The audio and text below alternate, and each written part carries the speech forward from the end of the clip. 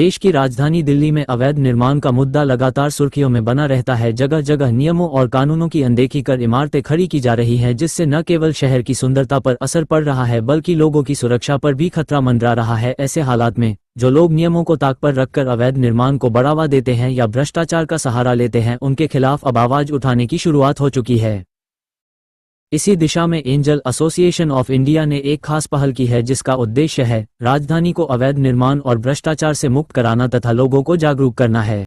मेरा नाम डॉक्टर शिल्पा गुलाटी है कि अनऑथोराइज कंस्ट्रक्शन को लेकर हम लोगों ने आवाज उठाई थी। हमारी संस्था भी है, मैं संस्था की चेयरपर्सन हूँ। एंजल एसोसिएशन ऑफ इंडिया इसके नाम से हमारी एक संस्था है जो पिछले 16 साल से लगभग काम कर रही है। 25 लाख से ज्यादा हम लोगों के मेंबर्स भी हैं, प्लस में 1.5 करोड़ से ज्यादा लोगों की हम लोग हेल्प कर चुके हैं। बट वी आर समाज सेवी, हम लोग सोशल वर्कर हैं।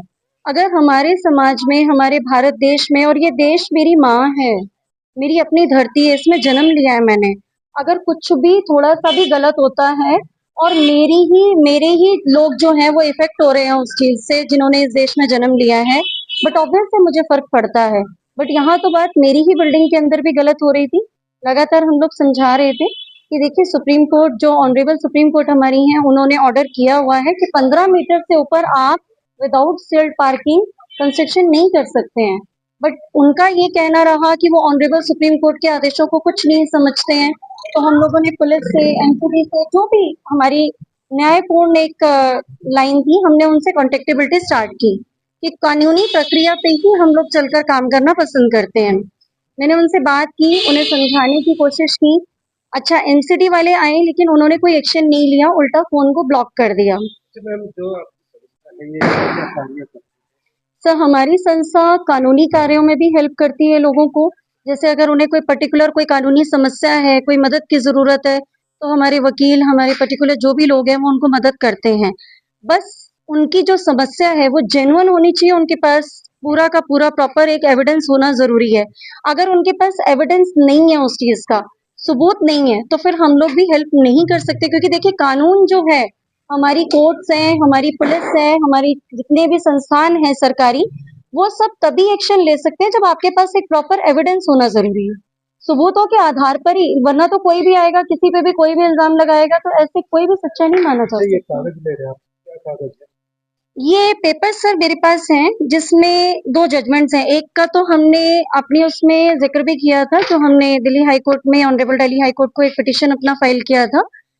उसमें परसों एक जजमेंट भी आई, और मैं बहुत बहुत आभारी हूँ हमारी ऑनरेबल दिल्ली हाई कोर्ट की, honourable supreme court of India की, कि जिन्होंने ऐसे प्रावधान, ऐसे कानून हम लोगों के लिए बनाए हैं कि हमें किसी को भी ज्यादा भटकने की जरूरत नहीं है। बस अवेयरनेस की कमी है लोगों में। और मैं ये कहना चाहूंगी कि देखिए, सबसे पहले मैं संस्था की तरफ से एक मैसेज देना चाहती हूँ इस वक्त, हम केस नहीं जीते, आप सब केस जीते हैं। बस आपके डर की जो एक बात थी वो भी निकल कर आ जाती है, क्योंकि कोर्ट का आश्वासन बहुत बड़ा है कि हम बैठे हैं। अगर आपके साथ गलत हो रहा है, गैर कानूनी कुछ भी हो रहा है, तो कोर्ट कभी भी गलत नहीं करती है। कोर्ट का फैसला हमेशा गैर कानूनी के खिलाफ ही आता है। क्या संदेश आप देना चाहते अभी मैं ये संदेश देना चाहूंगी अपनी संस्था की तरफ से कि अगर आप किसी भी सरकारी ऑफिसर की, किसी भी तरह की, किसी सरकारी संस्था के किसी करप्शन की वजह से आप कहीं भी अफेक्टेड है भारत देश में, तो हमारे जो 25 लाख से ज्यादा मेंबर्स हैं, आपको वो वहीं पर पर्टिकुलरली मदद देंगे। आपको घबराने की जरूरत नहीं है, हमारी संस्था आपको पर्टिकुलर हेल्प करेगी। आपका नाम आप नहीं जाहिर करना चाह रहे हैं, आप मत करिए।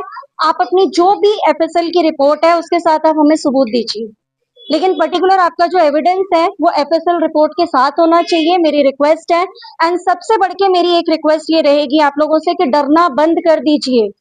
क्रिमिनल इतने ज्यादा नहीं है जितने हम लोग हैं। आपकी संस्था के कैसे संपर्क करें? कोई जी, मेरी संस्था का हेल्पलाइन नंबर हमने हर जगह दिया हुआ है, 9870232307। बीच में मैं नहीं बैठ रही थी तो लोगों को कई समस्याओं का सामना करना पड़ा था, क्योंकि थोड़ा सा ऐसी चीजें थी, कुछ ऐसे सर्कमस्टांसेस थे कि मैं पर्टिकुलर डायरेक्टली नहीं थी। अब मैं डायरेक्ट इस नंबर पर अवेलेबल हूँ। आपको कुछ भी, किसी से भी कोई भी समस्या है, आप मेरे से संपर्क डायरेक्टली कर सकते हैं।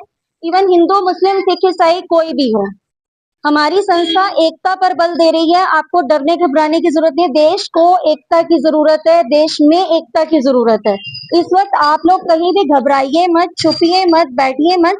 आप कह रहे हैं कि बिना रिश्वत के काम नहीं होता है, बिल्कुल होता है। आप लोग आगे तो बढ़िए, सब कुछ होगा। रिश्वत कोई ऐसा जहर है जिसको आप इंजेक्ट कर रहे हैं तो वो बढ़ रहा है।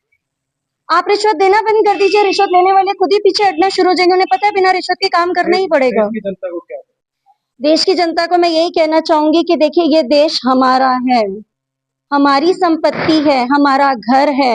इसे बदनाम होने से बचाइए। बदनाम होने से बचाइए इन द सेंस कि कुछ भी गलत होता है तो पूरे देश का नाम खराब हो जाता है।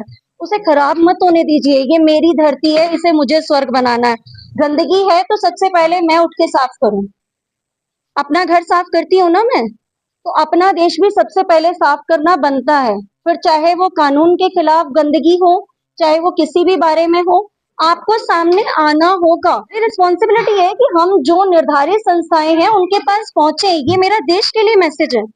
ये देश हमारा है। आप लोग आगे नहीं खड़े होंगे तो कोई नहीं आ सकता है आपकी मदद के लिए। हम लोग खड़े हैं। आप हेल्पलाइन नंबर पे जब भी संपर्क करना चाहें, हेल्पलाइन नंबर के ऊपर हमारे नाम से एप्लीकेशंस के साथ में आप लोग अपना जो भी एविडेंस है उसको एफएसएल रिपोर्ट के साथ में आप व्हाट्सएप पर सेंड कर सकते हैं। हम लोग पूरी तरह से पूरे देश में, आप जहां कहीं भी, आपको पर्टिकुलर दिल्ली आने की जरूरत नहीं है। हर जगह हमारी जो संस्था के लोग हैं, वो मेंबर्स आपकी मदद के लिए मौजूद हैं। वो आपको हेल्प करेंगे, हर तरह से आपकी मदद होगी।